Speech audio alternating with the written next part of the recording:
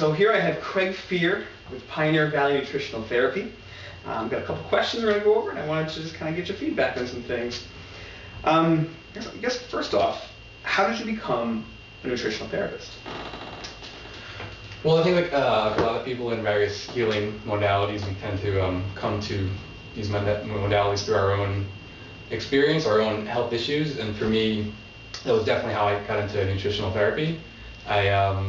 I was having a lot of health problems for many years. Nothing like diagnosed, nothing, no official diagnosis from a doctor. I was just not feeling well. Like I just wasn't myself for many years. I felt very fatigued on an everyday basis. Like my energy was really low. I had always been very active. I had to kind of cut down a lot of my activities that I always really enjoyed. I just was wiped out. I had kind of fallen in line with the conventional way, the conventional idea we hear about diet in the media, from our doctors, from many health organizations, which is, we should all be eating this way, which is the USDA food pyramid. And I kind of bought into this like many people do, because on the surface it seems logical, right? We're told that fat and cholesterol clog our arteries, that they cause heart disease, that fat leads to weight gain. So I kind of was following this kind of recipe for diet and health. And it really impacted me greatly in a negative way. And so for me, I got to a point where eventually I had to look at my diet and say, maybe it's something dietary related, why I'm having so much fatigue and so many aches and pains and kind of brain fog, and I just don't feel myself the way I used to. What we find is traditional cultures didn't eat low fat, and they didn't eat low cholesterol, and that actually fat and cholesterol have nothing to do with heart disease. It's actually processed food, and that fat and kind of high-fat foods can actually be really healthy for you. Now it's different for every person too, and that's one thing about nutritional therapy that's different, is that we don't say everyone should eat this way. It depends on where the climate you're in, the season, your age, your gender. There's so many different factors that go into what makes up a healthy diet for a specific person. For me, as someone who's always been very kind of thin with a high metabolism, going on a low-fat diet was really damaging to my health, and I did it for many, many years. So many of the people I work with and I see that are kind of following that, what I call the standard American health conscious diet. There's like the standard American diet, which is like pure junk, Yeah. But then there's like the standard American health conscious diet, which is, a lot of people are fairly conscious about where they're getting their food from, but there's still kind of that USDA pyramid approach. What do you think the USDA's intentions were with the food pyramid? Do you think that they had the American person's best health interest in mind, or do you feel as though it was more industry driven? So it's definitely, there's no question it's industry driven. They use kind of a model for large scale profits for food, and that in order to do that you need to refine food. You need to refine grains. You need to make food as cheaply and efficiently as possible to fit into that capitalist model of growth and profit.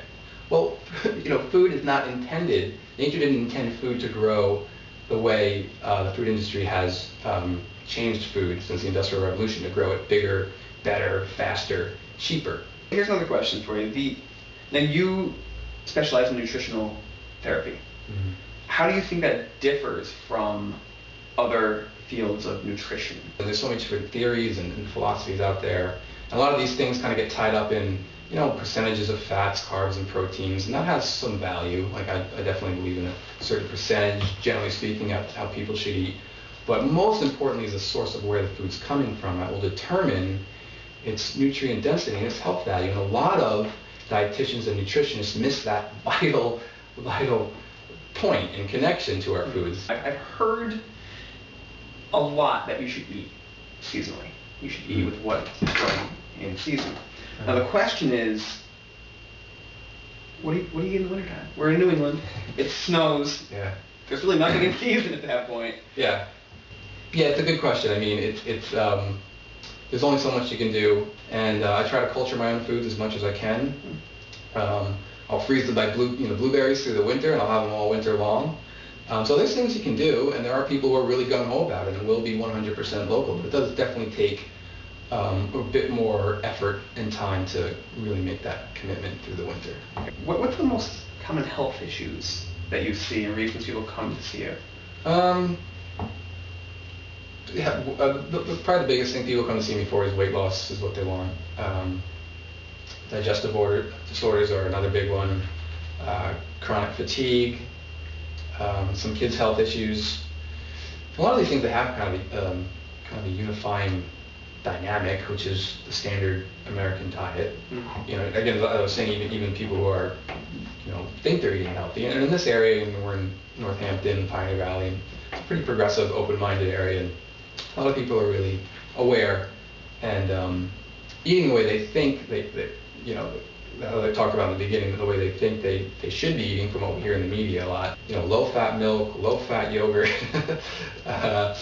maybe not butter because they think the saturated fat's going to clog their arteries, so they use maybe not margarine anymore. Most people know margarine is terrible for you, but maybe one of these butter substitute spreads, a lot of soy-based products. Mm-hmm. And so I find this unifying dynamic in diets that are causing a lot of health issues. I know, Craig, that you work a little bit with supplementation, and I seem to remember you saying before that your goal is to kind of wean people down on supplementation. Mm-hmm. Do you think that they can eventually cut out or eliminate their supplementation completely? But yeah, they should be a short-term thing. If we're making steps in the right direction, we should kind of start to wean off the supplements. I always recommend maintenance. It's always a person's choice whether they want to or not. I don't force it on anyone, but I always think it's a good idea to have a maintenance kind of plan with supplements, just because our food is so processed and it's so deficient. Unless you're really eating local, organic, sustainably raised foods year-round, it's probably going to be deficient in some degree or another. So so much of our fruits and vegetables are being grown in nutrient-deficient soils. The topsoil is getting more and more deficient.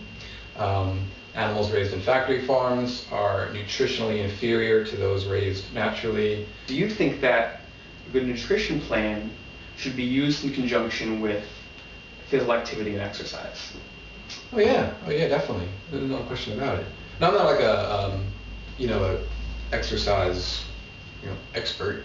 But we'll tell people that whatever we're doing, exercise, like sane, healthy exercise should support whatever protocol we're using, regardless of what we're treating. Because we are a more sedentary culture than we used to be, and we all know the benefits of exercise. But it's interesting. I will say that it's not uncommon for people who come in who I think they're exercising way too much. Mm-hmm. It's like 7 days a week, and they're on the treadmill, and they're fatigued and they're tired, and I maybe a day or two off is a good thing for your body.